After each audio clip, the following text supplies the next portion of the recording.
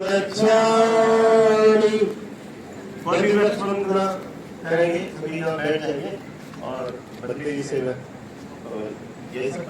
जाए, सभी बैठ जाए, सभी यहाँ बैठ जाए।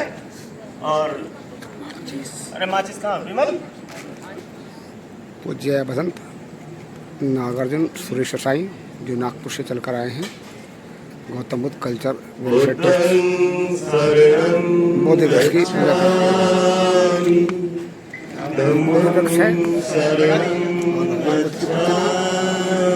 समक्ष जो है सुरेश साई जी मोमबत्ती अर्पित करते हुए जो अर्पण की वस्तुएं हैं धूप पुष्प और अगरबत्ती मोमबत्ती अर्पण की वस्तुएं वो अर्पित करते हुए संघं शरणामि। संघं शरणं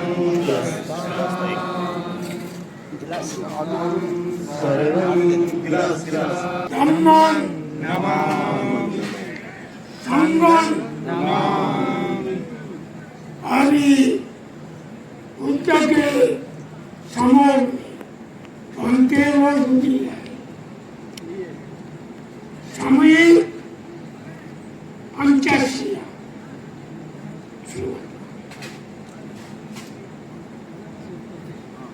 पंचशील पाणा नमो तस्से भगवतो अरहतो सम्मा सम्बुद्धस्से। नमो तस्से भगवतो अरहतो सम्मा सम्बुद्धस्से। नमो तस्से भगवतो अरहतो सम्मा सम्बुद्धस्से। बुद्धं शरणं गच्छामि। धम्मं शरणं गच्छामि। संघं शरणं गच्छामि। द्वितीयम्पि बुद्धं शरणं गच्छामि। द्वितीयम्पि धम्मं शरणं गच्छामि। तृतीयम्पि संघं शरणं गच्छामि। तृतीयम्पि बुद्धं शरणं गच्छामि। तृतीयम्पि धम्मं शरणं गच्छामि। तृतीयम्पि संघं शरणं गच्छामि।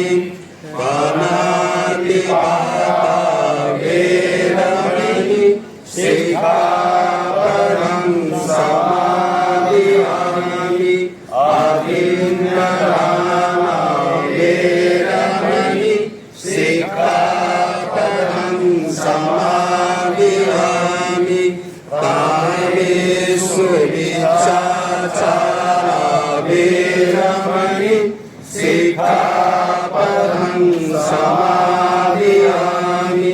मुसावादा वेरमणि सिक्खापदं समादियामि।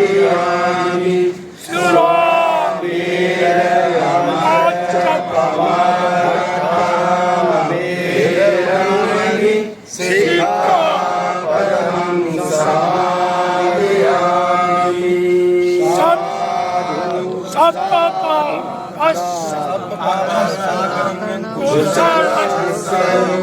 संपदा सचेत परियोगपनं एतं बुद्धानुशासनं। साधु भगवान बुद्ध की जय हो करना हो, भगवान बुद्ध की जय हो करना हो, भगवान बुद्ध की जय हो करना हो। उदी सदगुरु हमारे जय उदी सदगुरु बाबा हमारे जय उदी सदगुरु बाबा साहब जय जय भीम जय नमो जय भीम जय भीम जय भीम जय भीम। वो पंखड़ी कितने पुरातत्व के माध्यम से जो चीजें मिली आज बहुत बड़ी धरोहर है, भगवान बुद्ध की विरासत है वहां पर। और आप सबको हैरानगी होगी, छत्तीसगढ़ साउथ कौशल डायनेस्टी जो 5वीं सदी में बना था और उसकी पूरी सिरपुर की जो खुदाई थी वो अपने ध्यान के साथ करी और ध्यान से उनको बहुत चीजें एहसास होती हैं। ये थोड़ी एक बहुत अद्भुत बात है कि जब परम पूजनीय भदंत सुरई ससई जी जब ध्यान करते हैं तो ध्यान में कुछ चीजें उनको अनुभव होता है, उस अनुभव के कारण कुछ चीजें उनको ज्ञात होती हैं और उस ज्ञात से जो है वो आगे की कार्रवाई करते हैं। उसी में ही सिरपुर की पूरी विरासत, भोंगेपाल, अकलतारा, डमरू, ये सारी जो बौद्ध विरासत थी वो भदंत सुरई ससई के द्वारा ही की गई है। और उसके अलावा रामटेके महाराष्ट्र के अंदर, महाराष्ट्र में रामटेके के अंदर भी जो विरासत जो निकली वो उनके पूरे अध्ययन और एक्सपीरियंस के साथ निकली और उनकी आज जो है विरासत उनकी है। आंध्र प्रदेश, हैदराबाद, आप सब लोग गए होंगे और आपने हुसैन झील सागर में आपने वहां देखा होगा कि 50 फीट की वहां मूर्ति जब 1990 में डूब गई थी तो उसमें सबसे पहले जो उसको पुनः स्थापित करने के लिए भदंत सुरई ससई जो है जापान से इंजीनियरिंग ब्रांच को लेके खुद हेलमेट पहन के उस समय वहां पर झील के नीचे जाके कि कहां तक वो बुद्ध की मूर्ति गिरी है उसको फिर से उठाने का पूरा जो श्रेय जाता है भदंत सुरई ससई जी का जाता है। बहुत अद्भुत काम करते हैं और हमें इनसे बड़ी खुशी भी मिलती है कि ये जो काम किया है और हमें एक मेंबर होते हुए माइनॉरिटी कमीशन के अंदर जो उन्होंने सारे भारत की जो विरासत को जो उन्होंने चिट्ठियां लिखी हैं कि आपको इस विरासत में काम करना पड़ेगा। बिहार के चीफ मिनिस्टर हो गए, आंध्र प्रदेश के एनटी रामाराव उनके साथ खड़े होकर जो पूरी बातें समझते थे बनते सुरई ससई की, उन्हीं के अनुसार जो है बहुत चीजें उजागर हुई हैं तो वो सिर्फ और सिर्फ भदंत सुरई ससई के माध्यम से हुई हैं। आज हमें बहुत गर्व होता है, भंते बहुत लोग हैं लेकिन उच्च कोटि के शीलों का आचरण करते हुए और कोई लोग लालच नहीं रहा कभी जीवन में, उसके बाद जब जीवन पहना है उन्होंने और जो उनको ध्यान आया है, बाबा साहब के लिए भी ध्यान किया था, ये भी विशेष ध्यान रखिएगा कि जब वो ध्यान करते थे तो उनको बाबा साहब के बारे में जो उनके अंदर जो आया और जब एक आमने साहब जब उनको लेके गए जो बाबा साहब के बहुत करीबी थे तो जब देखा कि ये व्यक्ति मेरे को ध्यान में आता है, इनका नाम क्या है, तो जब बताया कि ये बाबा साहब डॉक्टर बी.आर. अम्बेडकर हैं तो उसी के माध्यम से उन्होंने बहुत चीजें समझ में आई। क्योंकि बाबा साहब जो है हम उनको एक सोशल रिफॉर्मर की हैसियत से, political reformer, economical reformer, spiritual reformer, ये सब चीजें तो हैं, लेकिन जो बोधिसत्व वाली जो चीजें बाबा साहब के अंदर नजर आती हैं वो हमें आज के परिप्रेक्ष्य में अगर देखा जाए तो हम सिर्फ मान्यवर काशीराम के अंदर देखते हैं कि वो सारी चीजें बोधिसत्व की हैं और एक जो भिक्खु के अंदर जो होना चाहिए शिष्टाचार आचरण वो उनके अंदर भी नजर आता है। भंते सुरई ससई जो है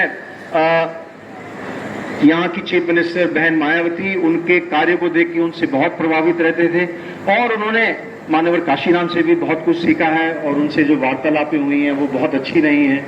मैं इसी कड़ी में बंदे जी मैं आपको कुछ बताना चाहता हूं कि ये जो Gautam Buddha culture welfare trust है ये हमने 1 एकड़ जमीन ली है और यहाँ पर जितने भी कार्यक्रम होते हैं वो हमारे बौद्ध धर्म से संबंधित और शिक्षा से संबंधित करते हैं, चाहे बुद्ध कबीर रविदास हो, छत्रपति साहूजी महाराज हो, ज्योतिबा राजपूता ज्योतिबा फूले और उसके साथ हमारी माता सावित्रीबाई रमाई के ऊपर बहुत कार्यक्रम हुए हैं। हमारा जो इन व्यक्तित्व का जो दर्शन है उसके ऊपर बहुत काम करते रहे हैं और ये जो शेड बनाया है, ये जो करोड़ों की जमीन ली है बनते ही हमारे प्रोविडेंट फंड का पैसा हमारे लोगों ने निकाल के दिया है।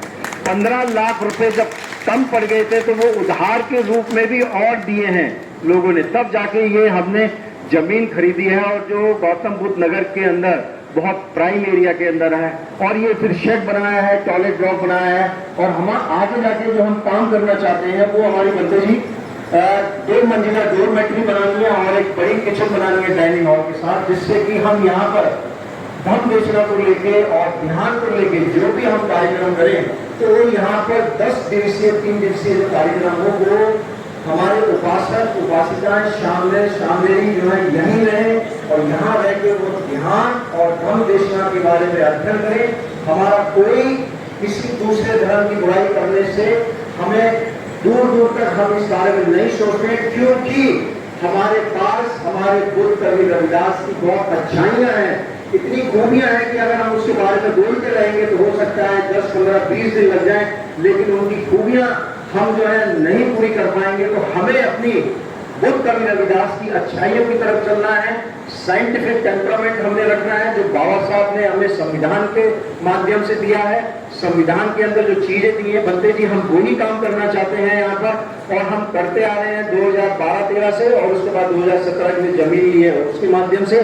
मैं पूरे भिक्खु संघ का जो है बहुत कृतज्ञता है कि उन्होंने आज यहाँ आए हैं, और बनते सुरेश शशि जी के साथ मैं ये मान के चल सकता हूँ कि जिस तरह से मेरे पिता को बहुत सौभाग्य मिला कि बड़ी बड़ी हस्तियों के साथ काम किया, और उन्होंने फिर बाबा साहब की किताबों को 9 भाषाओं में ट्रांसलेशन करवाया, तब जब वो डॉक्टर अम्बेडकर फाउंडेशन के ओएसडी थे, ऑप्शनल स्पेशलिटी। ये सौभाग्य मुझे उस अपने घर से मिला, और अच्छे अच्छे भिक्खु भिक्खुओं से मिलने का मौका मिला, महापुरुष से।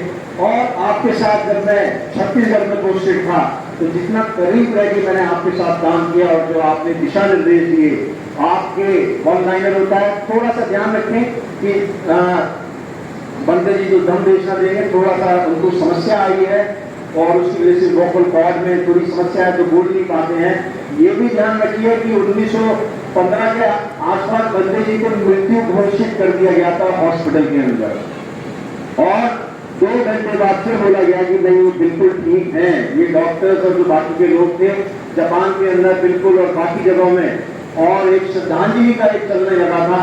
लेकिन ऐसे व्यक्ति हमारे पास में हैं जिन्होंने बहुत कुछ हमें सिखाया है, और 4 साल जो मैंने आपके साथ करीब रह के जो काम किया है और अच्छा लगा है, अंतरराष्ट्रीय स्तर के जो काम किए और जो आपने दिशा निर्देश दिए हैं, वही दिशा निर्देश के माध्यम से हमने बिहार, जम्मू कश्मीर और पाकिस्तान बॉर्डर, हमारा पंजाब, ये Gautam Buddha culture welfare trust के लोगों ने मिलकर किसी न किसी तरीके से डायरेक्टली इनडायरेक्टली ये काम सिर्फ बौद्ध धर्म के लिए किया है, किसी की कोई बुराई नहीं की है।